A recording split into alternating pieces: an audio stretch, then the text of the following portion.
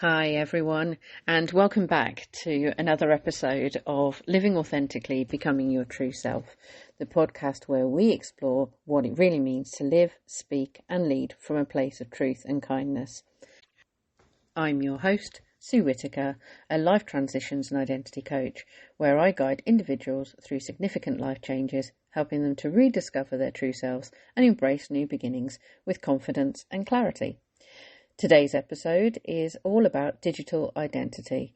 And what I mean by that is I want to talk a little bit more about everything from online presence and behaviour to social media profiles, data or digital footprint, and virtual communities and interactions. So let's dive straight in. So when I talk a little bit about online presence and behaviour, it's very much compiled up of a lot of different things. And all of the things that we do paint a picture of what people think we are or who we are. Now, obviously, I'm going to share a little bit about my experience of being digital. So I'm actually of the generation that I had my first landline telephone at home when I was about 11 years old. Before that, it wasn't really an option. And when we actually did want to meet up with other people, we had to arrange it well in advance. We had to set a time, a date, and a meeting point. And we had to make it clear because if you weren't there, we didn't know what was going to happen. It also meant that if you were late for some reason and we knew the route you were taking, you ended up actually having to go down that route and hope that you would see them along the way. So the telephone that I actually had in the household was a static phone, and it was common at that time that it would be on the wall near the stairs, and what would happen is that people would actually call at agreed times and you were only really able to move depending on how far the cord stretched. So I spent many of my time in my early teenage years being able to actually have a phone, call with people, but actually it was sitting on the stairs. And in the winter, it was cold. I think I actually owned my first mobile phone when I was at university. And the internet was something that you went to check your email on, which I did probably every few days or so. It was still actually quicker than sending letters in the post, but for us, that was fast. So what happened was I set up an email and I used Hotmail. At the first time at university, and I had to come up with some kind of useful name that incorporated my real name to make sure that I could actually get a handle. One of the things that we did when we were at university was we were always in the library, and that's where the computers were, and that's where the internet was, because when I was at university, we didn't have such things as phones that had internet. Now, some of the younger viewers who are actually reading or listening to this will actually say, I have no idea how you would survive with that. And to be honest, I'm not sure looking back on it now, I actually know how we survived, but we did. And I think what we did was when we were actually with our friends, etc., we ended up talking and sharing our experiences of the world around us. That could be anything from literally what people were doing over the road from us to actually what was on TV. It was very uncommon to have internet actually in your halls of residence. You had power, you had light, you had electricity, but it wasn't necessarily internet. My mobile phone was when I actually finished university. So I was 21 years old, and I ended up actually having a phone that had a little aerial that you pulled out and a little speaker area that you actually pulled down like a flip. It was a brick. It was heavy, it was unruly, and honestly, I didn't really want to carry it around that much. But the convenience of having it and being able to make a call whenever I wanted seemed actually pretty cool. Not everybody had mobile phones. And even if people did have mobile phones, they didn't always work. If you were actually somewhere, even in a town or in a shop, there's a good chance that actually you weren't going to get a signal very reliably. I think I must actually be feeling like I'm talking in the dark ages at this point. And one of the things that my mobile phone did was it only took and received calls. I think that it actually took a couple of phones before things like Snake, the mobile phone game, or text messages were actually came along. But initially it was just you had a phone book in there, you could put your numbers in there, you could dial it, and they could dial you. That was it. End of. I guess one of the other things that we always talked about as well was that when you're actually in the local community, if you wanted to know what was going on, you'd have to read it in a local newspaper or read the notice boards or speak to the neighbours that lived there.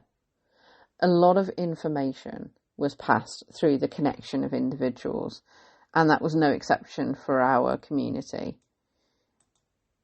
If you wanted to have an event or arrange an event, you'd have to drop flyers to people. You'd have to put things through the door, or you'd have to knock on the door and tell them that things were happening. So if you did actually have to make a change, it was a huge inconvenience because you'd then have to go around and tell everybody that, sorry, that didn't happen this Friday, it was going to be the Friday after. I think that all of these elements means that actually that life felt pretty slow. It was very rare that you would actually make plans unless you were absolutely sure. Because the problem is that once you actually changed your plans, it was an inconvenience to tell other people. I think when I look back on it between now and then, today it moves a lot more quickly. Information wasn't as easy to obtain, and today that is significantly changed now the internet has come along. If you actually wanted to know what something said in a different language, then you would have to go into a book and find it, or you'd have to find somebody who spoke the language, and that wasn't always easy to come across. There wasn't such a thing like Google Translate. There wasn't really also things like apps either. The only thing that you had was programs on computers, and that's where we end up with the good old common things like Word, Excel, etc. But they were all very clunky, shall we say. And if you were working on a computer, you would work on it for a couple of hours, and then you would log off and you would leave, and you would come back and pick it up later. It didn't really live in your home, and it certainly didn't live in your bedroom or in close proximity to you a lot of the time. So yeah, that's kind of my experience of digital, or at least what I considered to be digital when I was growing up. Obviously, things have changed massively since then, and I don't think a day goes by where I don't actually look at some kind of screen. I do actually often giggle to myself that one of the things that I do is I end up exchanging one screen for another. Oh, I'm going to stop work now, but I'm going to look at my phone or watch the TV. So I'm going to actually move from one screen that may have different information on to another screen with different information on. I think that if I was actually a lot younger right now, I think my parents would have actually had a lot to say about how much I was actually spending time in front of screens. When I was a kid, and I mean probably under 10 years old, I used to sit on a piece of carpet in front of a TV, and they always used to say to me, don't keep looking at the screen, your eyes will go square. I think that probably is a little bit lost on me now, that given that I've actually been wearing glasses for most of my life, but there you go. So yeah, the internet came along, domains, websites, and suddenly everything was with us at a touch of a button or a click of the mouse. I guess one of the things that I wanted to talk about is, unlike myself when I grew up, digital identity wasn't really something that I needed to worry about until I was much older. But in today's society, there is probably a lot of pressure to actually put digital identity on the radar for people, and people who are much younger than I was. One of the interesting things about having a digital identity is that the data and the footprint that's held online Even if you've never been on the internet yourself or just not had the opportunity to, chances are there's information about you on the internet. There's certainly information about people, even when they're born, straight away on the internet. That's because it doesn't matter whether you're actually contributing or not, there's data that's stored somewhere, probably on the cloud, in multiple ways, by multiple companies. Right from the point that you're born and your birth is logged, you exist not only in the world, but digitally. A lot of information is factual, so you could argue that it's accurate to represent your personality or your identity. But the reality is that you don't actually quite appreciate how much data is on the internet until you start thinking about it in that way. A lot of the data that we have is not only influenced by what we have, but also about what other people have with us. So again, you might actually not appreciate how many people have taken photographs of you or how many people have shared those photographs.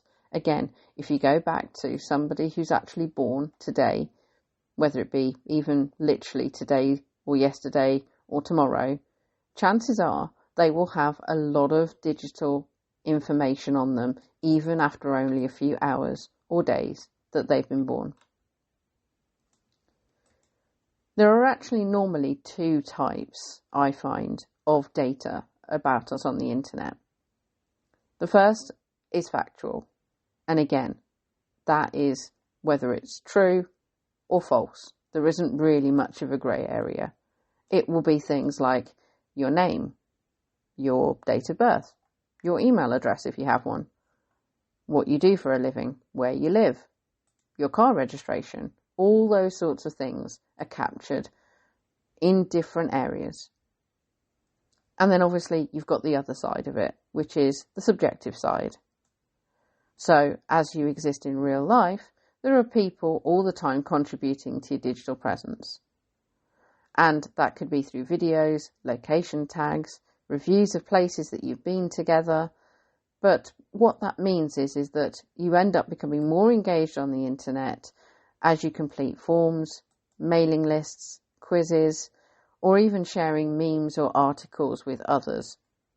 And what happens is that actually people then start to build a subjective view of who you are. Let's put an example on that. So I actually really enjoy animal videos, and I would imagine that a lot of people do. I enjoy little cute videos of, ducks, kittens, puppies, etc., doing funny and weird things. Now, if I share that video on my Facebook, shall we say, and I actually share it with all my friends, then obviously other people may get the impression that I actually like animal videos as well, because, let's face it, that's true. But sometimes you can actually share something that others may actually not think is cute or funny. They might actually see it as being a little bit cruel, and therefore they might actually start to make judgments about why you shared it. I don't suppose this really happens too much on the animal video side, but one of the things that we've seen a lot of recently in the coming years has been memes and articles. And again, there's the whole piece around fact checking. Do you share things before you check if it's true or not?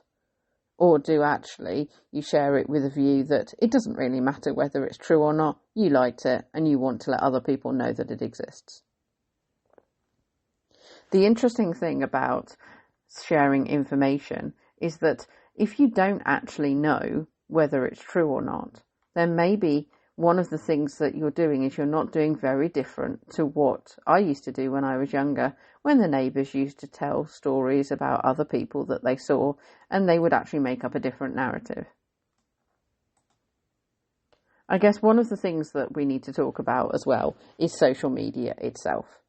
So again, whether you use it or not, it knows you, whether you actually know about it. And that's because it normally has information uploaded about you. Others are really happy to upload anything and everything that they have. And sometimes people do it automatically from their phones, whether it be taking photos with you in the background, or even just wishing you a happy birthday when social media tells them to. It doesn't really matter how big or small the interaction is. It just keeps getting wider about the information that the world has on you, about who you are and what you do. Now, obviously, when we talk about social media, there's all sorts of different platforms, and they all have their own privacy settings, etc., and things like that. Now, I'm not really saying that sort of thing to actually worry anybody, but in all honesty, my personal belief is it doesn't really matter how many filters, how many settings you have. If you put something on a social media platform, be aware that it is likely that some people will see it, even if you don't want it to, even if you close it down as much as you possibly can. I still think that those methods are out there that people can extract that information whether you like it or not. I guess that's one of the reasons why when I actually have my social media profiles, I don't actually post a lot of content unless it's related to my business. And I think one of the things about that is because I'm conscious of whenever I actually post things, how it will be perceived by other people. I know, it's crazy. I actually feel like I actually worry more about what strangers might think of me than actually my friends. But there we go.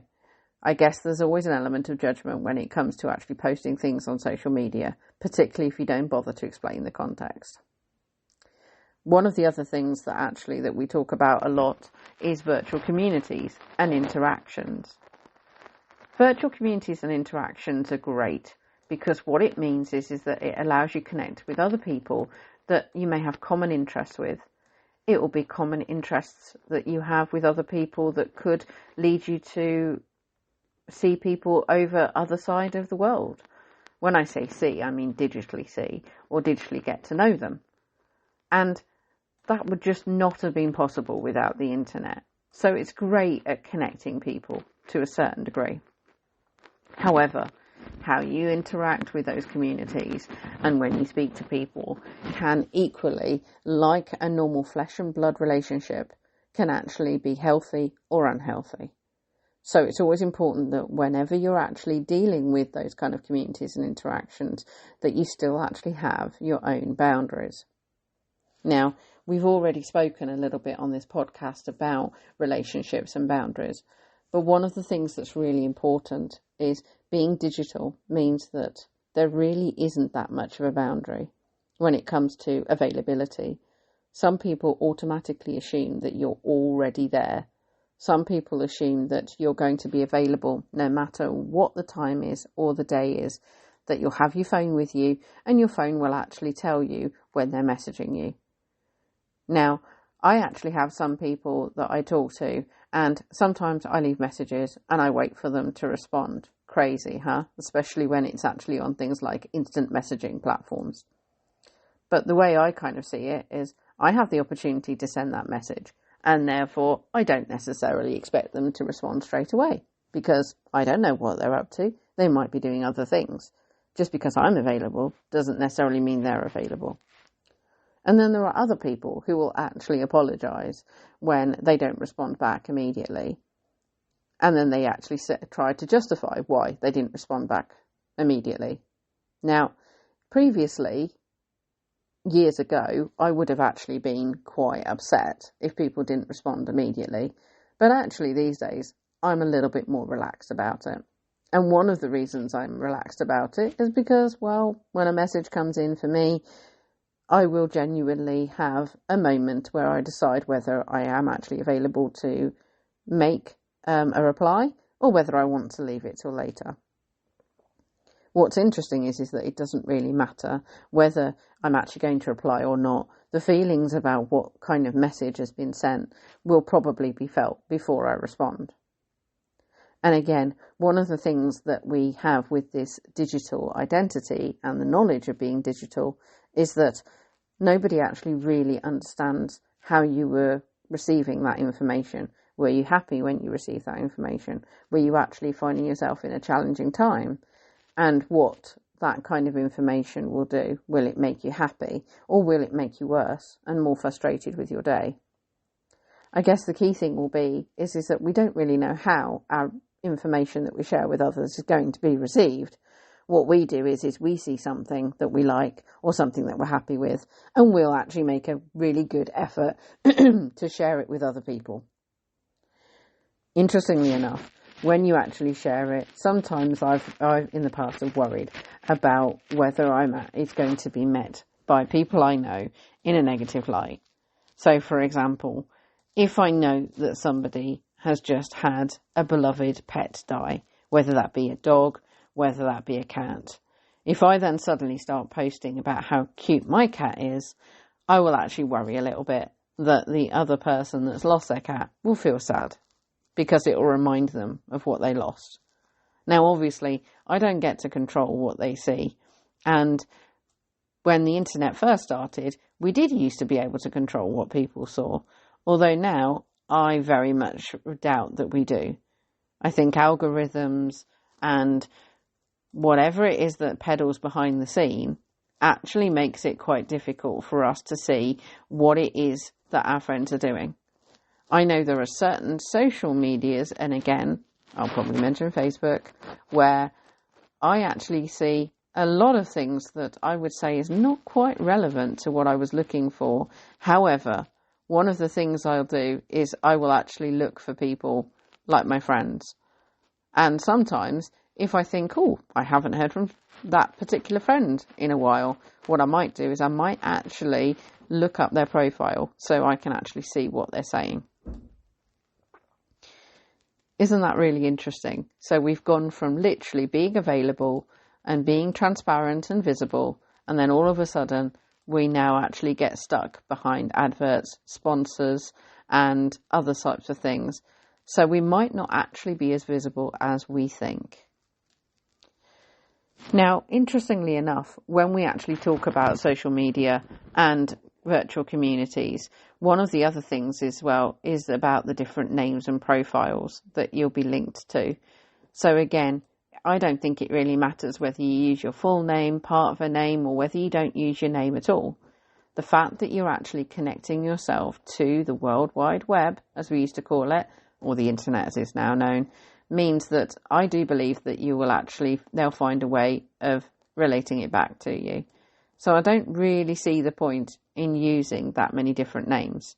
Now, some people might actually listen to this and say, you do not know what you're talking about. And to be fair, they're probably right, because right now, I don't actually know exactly how things work. Although what I can say is that when people actually are online and they share other information that's online, I don't necessarily think that anybody can say that they can absolutely guarantee, no matter how many filters or how many closed doors or settings there'll be, that they won't be able to be found and tracked down by somebody somewhere at some point. Again, I'm not really saying this to actually make you feel unhappy or to feel concerned about it. I'm just saying that don't put anything on the internet unless you're actually prepared to have the thrown back in your face at some point. Obviously, a lot of people use the internet for connection, and I think overall it's been a great tool for us to be able to do that. But I think it comes with certain consequences. And again, all of the things that I've talked about, social media, virtual communities, digital footprint, data, is just the tip of the iceberg. I'm absolutely sure there is a lot more information that's on the internet, some that I've mentioned, some that I haven't even touched upon, that is still there talking and referring to us as individuals, whether we like it or not. All I know is that I'm actually very grateful that when I was younger, I didn't actually have a phone, or anybody else near me had a phone, so they didn't have to capture my, let's just say, quirkier sides of me when I was younger. I also appreciate that it wasn't easy to actually take photos, and it certainly wasn't easy to take videos of anything I did. So actually, a lot of the stories that I tell these days and the narratives that I give to others literally exists in my memory, and to a certain degree, I'm okay with that. Although what I will say is that it's a little saddening that people won't necessarily see my cute little face which I've shared before on Facebook when I found some kiddie photos, etc. And apparently it's pretty damn obvious to see which one I am. But that's okay. There's only a few photos of that exists. And I think I'm pretty comfortable with most of them, although the dress sense and that is a little bit to be desired. What I would say is that certainly anybody growing up in today's society will actually not have that luxury of, oh, I don't think there was a lot of photos around of me, because I think if they're proud parents and there's a proud family around you, there probably will be a lot of photos and videos and sound clips and more and more and more. Whether you're actually going to look at them and look back at them and how you think about them, I don't know. But it's not actually something that I can judge, because quite honestly, I don't have that choice. But if you are actually a younger listener and you do have that choice, let me know what you think as you've grown up and then been able to look back on some of the information that's online. Maybe you've actually seen that it's been quite a lovely trip down memory lane, as we used to call it. Or maybe you're actually seeing it a little bit as a concerning point, because let's face it, it will be something that at the time you didn't know what was going on. Or you may not have realised that you were being recorded or filmed or photographed or whatever. Or you may have just thought that it was a good idea at the time, whatever you were doing. Anyway, it doesn't really matter what we actually think or feel about the digital world. The reality is the information is there for most people to see.